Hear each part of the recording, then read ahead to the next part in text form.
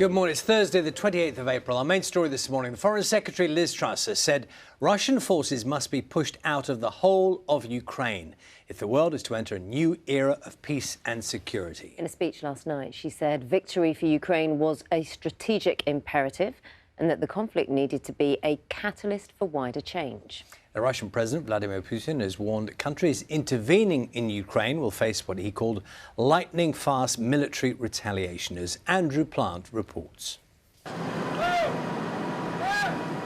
The aftermath of a missile attack in the city of Kharkiv in northern Ukraine. At least one person is reported to have been killed here.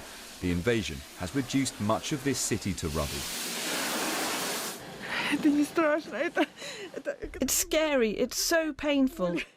When it's dark, we're in fear. When there is a shooting and when the evening comes, it's indescribable, unbearable. In a speech, the UK Foreign Secretary Liz Truss called for Western countries to push Russian forces out of Ukraine. Some argue that we shouldn't provide heavy weapons for fear of provoking something worse. But my view is that inaction would be the greatest provocation. This is a time for courage, not for caution. Now President Putin has sent a message to the West, warning Ukraine's allies against further interference.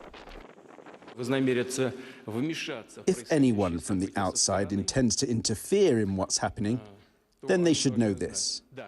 If they create threats for us, threats of a strategic nature, our retaliation, our counterstrike will be instantaneous. In the southern port city of Mariupol, this steel plant surrounded by Russian forces, the last stronghold of Ukrainian fighters here. Their commander appealing for a mass evacuation, saying alongside 600 wounded soldiers are civilians, including children inside. Today, my appeal is apply the extraction procedure to us. The wounded will die, and those who are alive will fall in the battle. Civilians will die together with us. Very, very many people have died in the city. The city has been wiped off the face of the earth.